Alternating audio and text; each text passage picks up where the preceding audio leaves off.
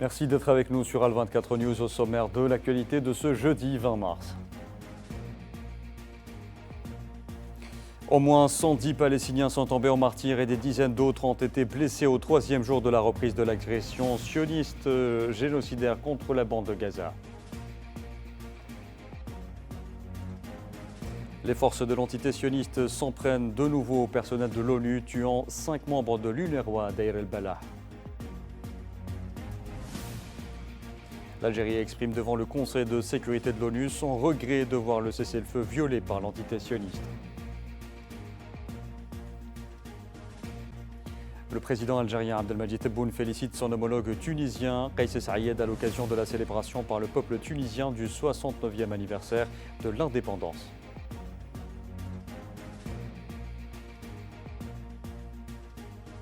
Et puis la Russie et les États-Unis discuteront dès lundi des moyens de garantir la sécurité de la navigation en mer Noire lors de négociations sur un éventuel accord de paix en Ukraine.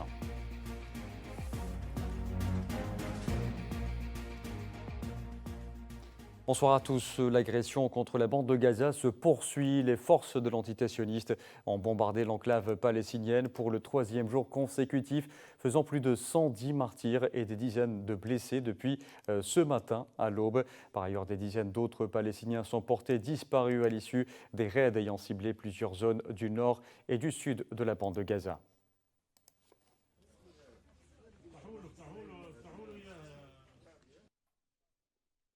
Et les victimes affluent en dizaines vers les hôpitaux qui se retrouvent submergés faute de place et de moyens à cause du blocus imposé par l'entité sioniste.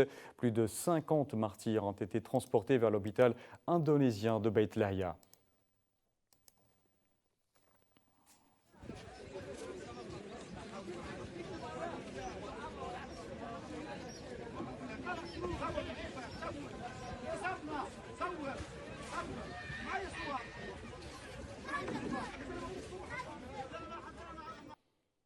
Et des familles ont été littéralement décimées, à l'exemple de la famille Abou Daka, dont 7 membres sont tombés en martyrs. 6 autres personnes sont également tombées en martyrs dans cette même frappe, qui a également fait des dizaines de blessés et de disparus à Abbasan al-Kabira, à Khan Younes, au sud de la bande de Gaza.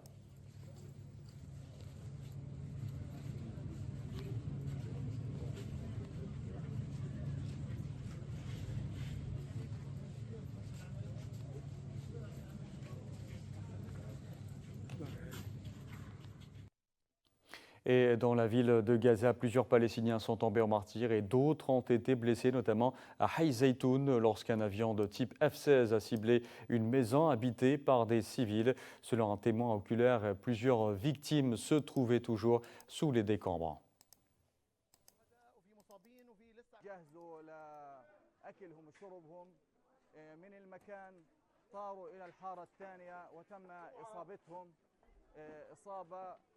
بيت مدني اثناء مرور الناس والتجمعات وفي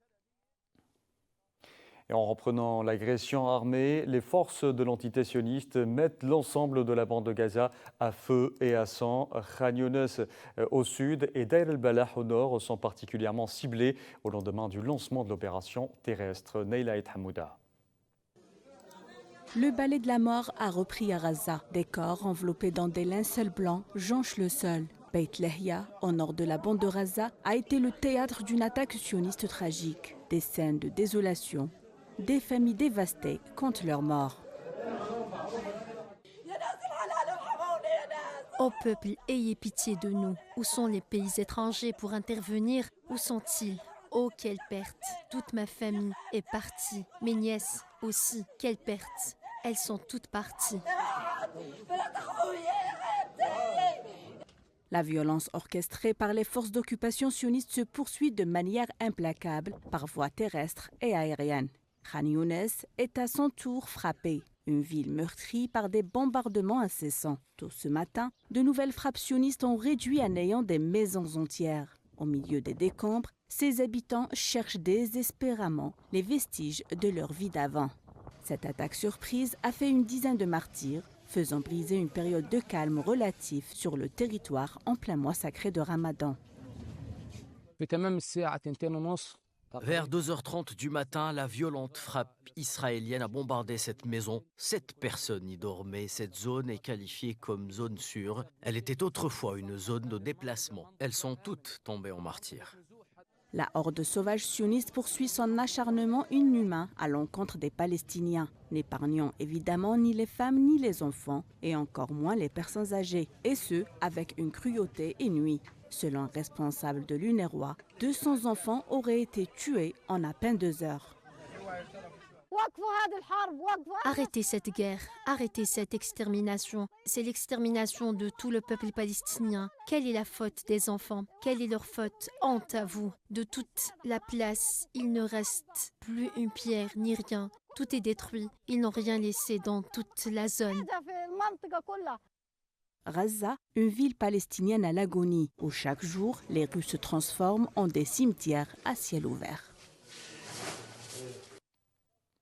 Isoler le sud du nord de la bande de Gaza, un objectif relancé par les forces de l'entité sioniste à travers notamment la reprise de l'agression terrestre visant à contrôler notamment l'axe stratégique de Salah ad-Din où toute circulation a été interdite ce jeudi.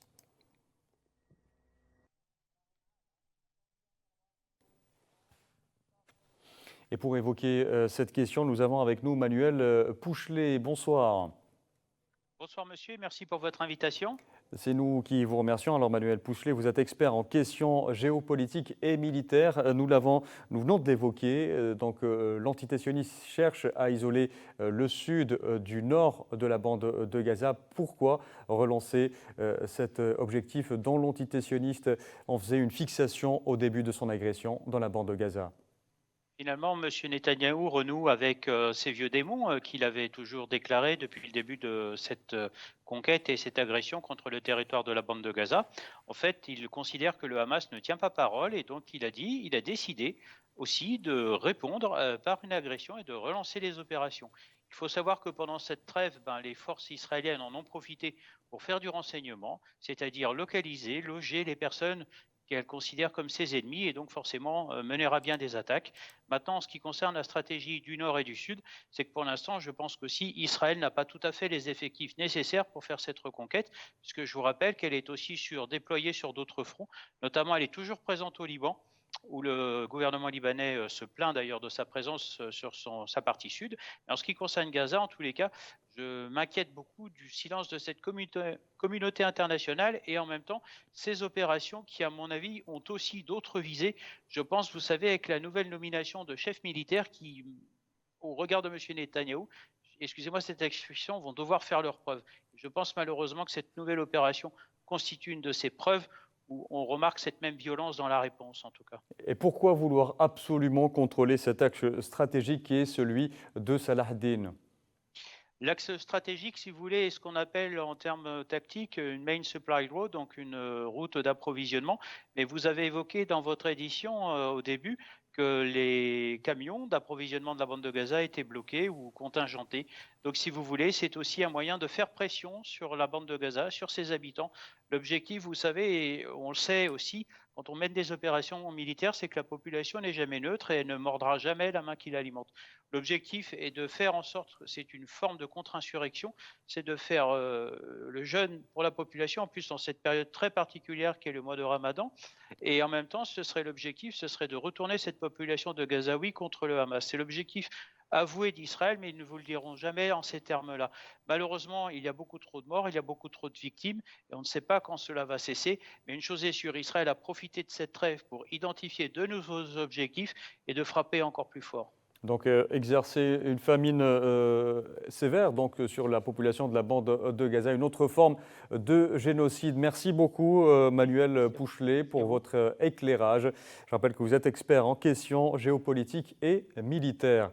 Et le retour des violences à Gaza et le blocus total qui lui est imposé par l'entité sioniste ont aggravé la situation humanitaire déjà catastrophique. Les habitants de l'enclave palestinienne ont de plus en plus de mal à trouver de quoi subsister.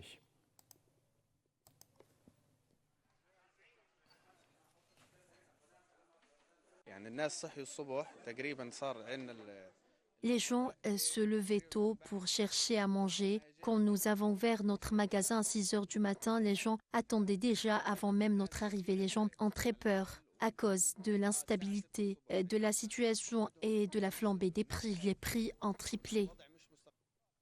L'entité sioniste s'en est prise encore une fois, je vous disais en titre, au personnel des Nations Unies. 5 membres du personnel de l'UNRWA ont été tués ces derniers jours, selon le commissaire général de l'agence, Philippe Lazzarini, ce qui porte à 284 le nombre de personnels de l'ONU tués à Gaza depuis le 7 octobre 2023.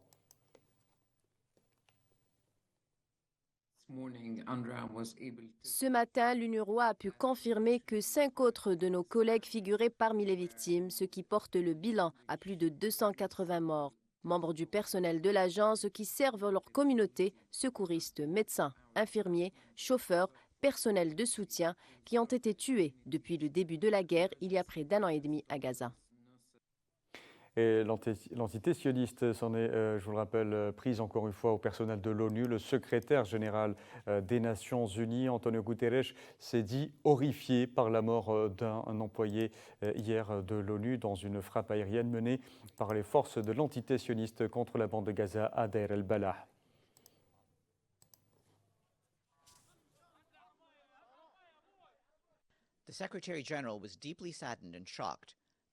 Le secrétaire général a été profondément attristé et choqué d'apprendre la mort d'un membre du personnel du Bureau des Nations Unies pour les services d'appui au projet, lorsque 2 maisons d'hôtes des Nations Unies à Deir el-Balah ont été touchées par des frappes. 5 autres membres du personnel des Nations Unies ont été grièvement blessés. L'emplacement de tous les locaux des Nations Unies est connu, des parties au conflit, qui sont tenus par le droit international de les protéger et de maintenir leur inviolabilité. Le secrétaire général condamne fermement toutes les attaques contre le personnel des Nations Unies et demande une enquête approfondie. Il souligne que tous les conflits doivent être menés de manière à garantir le respect et la protection des civils. Et le mouvement de résistance palestinien Hamas a annoncé ce jeudi qu'il poursuivait ses discussions avec les médiateurs pour mettre fin à l'agression sioniste contre la bande de Gaza et contraindre l'occupant à appliquer l'accord de cessez-le-feu qu'il a violé.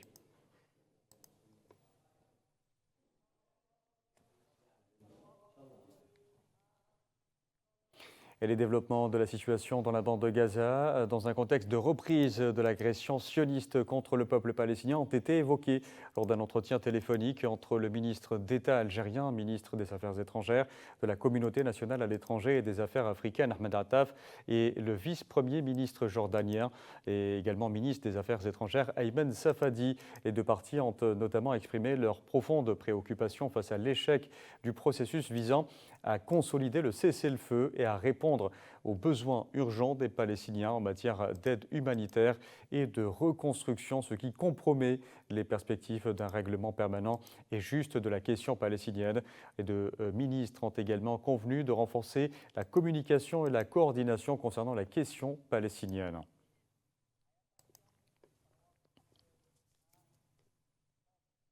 Et lors d'une réunion du Conseil de sécurité consacrée à la situation au Moyen-Orient, y compris la situation en Palestine, l'Algérie a regretté la violation du cessez-le-feu par l'entité sioniste.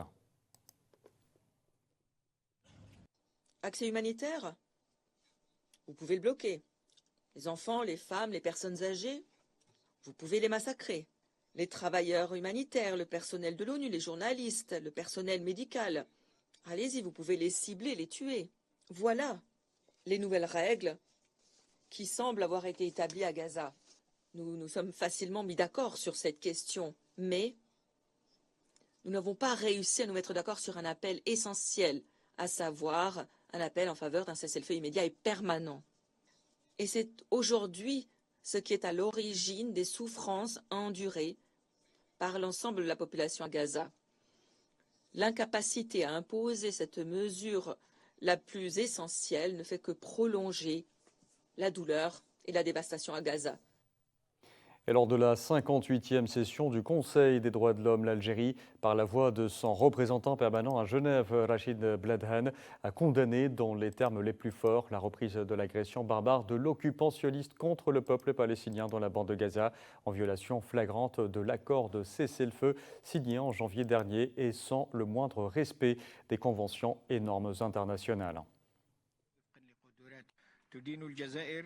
L'Algérie condamne dans les termes les plus fermes la reprise de l'agression brutale de l'occupation sioniste contre le peuple palestinien dans la bande de Gaza, en violation flagrante de l'accord de cessez-le-feu signé en janvier dernier et sans le moindre respect des conventions et normes internationales.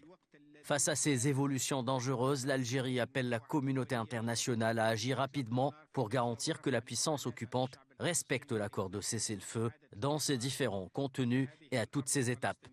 L'Algérie réaffirme également sa solidarité absolue avec le peuple palestinien et sa position permanente à ses côtés, jusqu'à l'achèvement de son projet national et l'établissement de son État indépendant et souverain avec El-Quds Sharif comme capitale. Et les peuples du monde entier continuent de manifester leur solidarité avec les Palestiniens. En Libye, les derniers massacres ont été dénoncés dans la rue par de nombreux manifestants.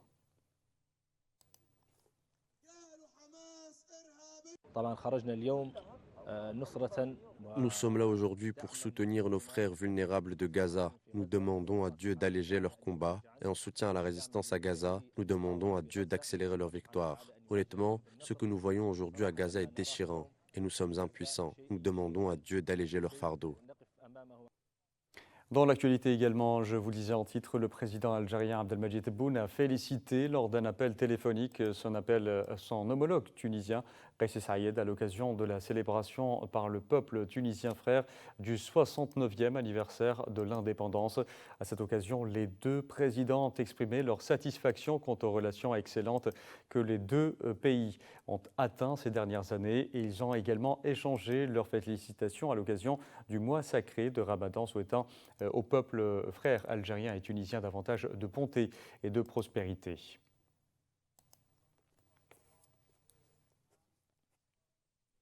L'Algérie et la Tunisie qui s'attellent à contrer les fléaux dans les zones frontalières telles que la contrebande et la migration clandestine. Les ministres de l'Intérieur des deux pays l'ont souligné à Alger au terme d'une rencontre bilatérale élargie. Asma Laïdi revient. L'Algérie et la Tunisie, main dans la main, dans la promotion de la sécurité régionale, les deux pays frontaliers ont discuté hier de la sécurisation des frontières et des moyens de lutte contre la contrebande. C'est ce qui ressort des déclarations du ministre de l'Intérieur algérien au terme d'une rencontre bilatérale élargie ayant regroupé les deux ministres de l'Intérieur et les responsables des corps de sécurité des deux pays. Brahim Red a rappelé l'importance de cette rencontre pour les deux pays frères en ce qu'elle permet de coordonner les efforts et de mettre en place des dispositifs permettant de prévenir les dits phénomènes négatifs. C'était une rencontre naturelle entre deux peuples de deux pays.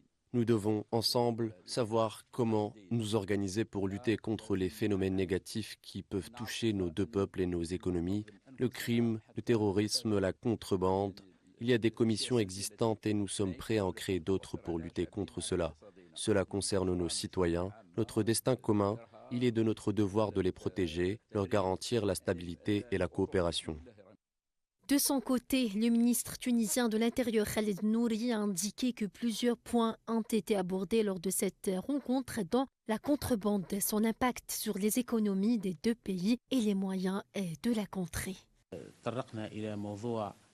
Nous nous sommes penchés sur la contrebande et son impact sur l'économie des deux pays et les moyens de lutter contre ce phénomène dangereux et les moyens de coopération et d'échange d'informations concernant ce domaine. Nous avons aussi abordé le sujet de l'immigration clandestine et de ses conséquences sur les deux pays. Nous avons aussi parlé du développement des zones frontalières ainsi que du trafic de drogue.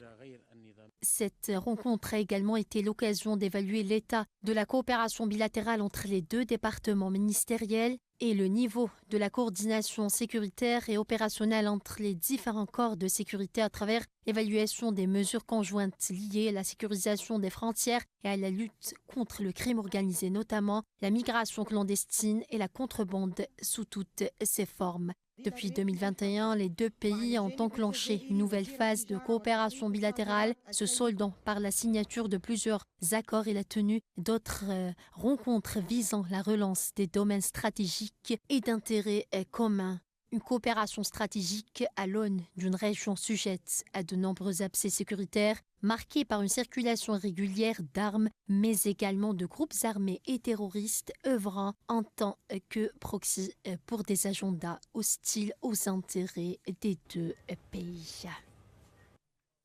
Les trois pays qui forment la Confédération Alliance des États du Sahel, plus connue sous l'acronyme AES, le Niger, le Burkina Faso et le Mali, se sont successivement retirés de l'Organisation internationale de la francophonie. Les trois pays, à travers des notes diplomatiques et officielles, ont prévenu les responsables de l'institution francophone de leur décision de quitter définitivement l'OIF, dont ils sont membres fondateurs.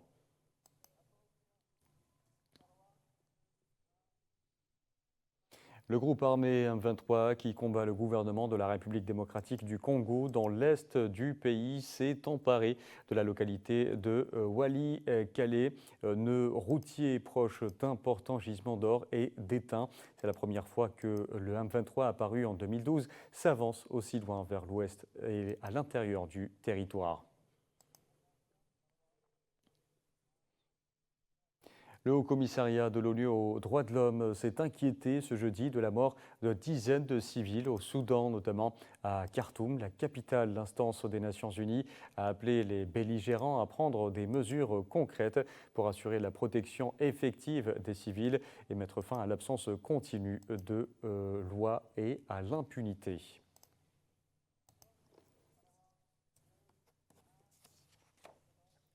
Je vous en parlais en titre, la Russie et les États-Unis discuteront des moyens de garantir la sécurité de la navigation en mer Noire lors de négociations sur un éventuel accord de paix en Ukraine lors d'une réunion dans la ville saoudienne de Jeddah qui pourrait avoir lieu lundi selon le Kremlin.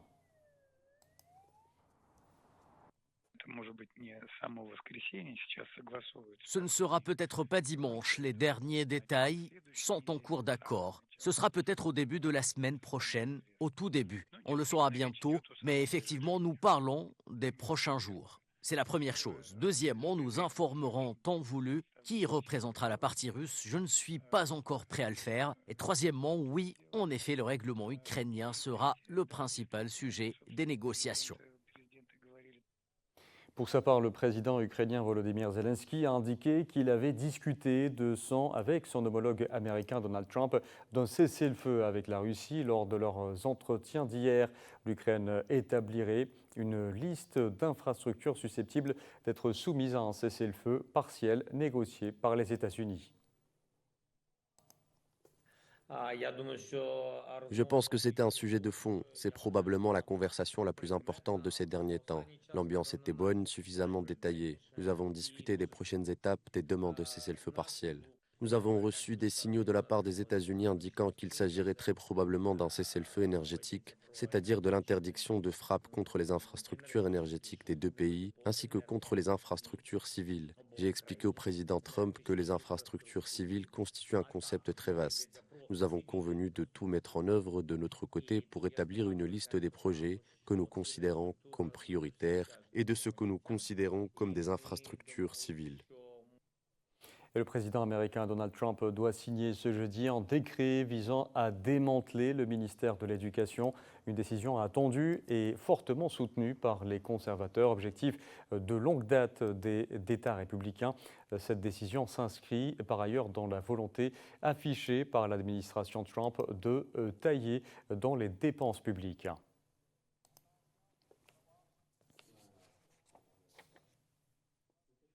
En parlant de dépenses, en France, le gouvernement, à court d'argent, vise à lever 5 milliards d'euros de financement public et privé supplémentaires pour consolider les finances de ces entreprises de défense sous-capitalisées, selon le ministre français des Finances, Éric Lombard. ETI et PME que j'évoquais, que semaine le chef de l'État. Il nous faut désormais ajuster les moyens aux menaces, comme l'a rappelé le président de la République, et dès lors assurer la montée en intensité de notre production pour assurer, une fois encore, notre pleine autonomie stratégique. Il en va de notre souveraineté. Elle doit se préparer aujourd'hui à l'accroissement très net, le ministre y reviendra, de la commande de l'État en matière d'armement. La loi de programmation militaire prévoit d'ores et déjà une augmentation des carnets de commandes de 3 milliards d'euros dès cette année et d'environ 17,5 milliards d'euros à l'horizon 2030, dans les 5 ans qui viennent. Et enfin, l'Organisation de coopération et de développement économique, l'OCDE, s'inquiète du coût de la dette qui risque de restreindre la capacité d'emprunt futur des entreprises comme des États, selon son rapport sur la dette mondiale publié ce jeudi.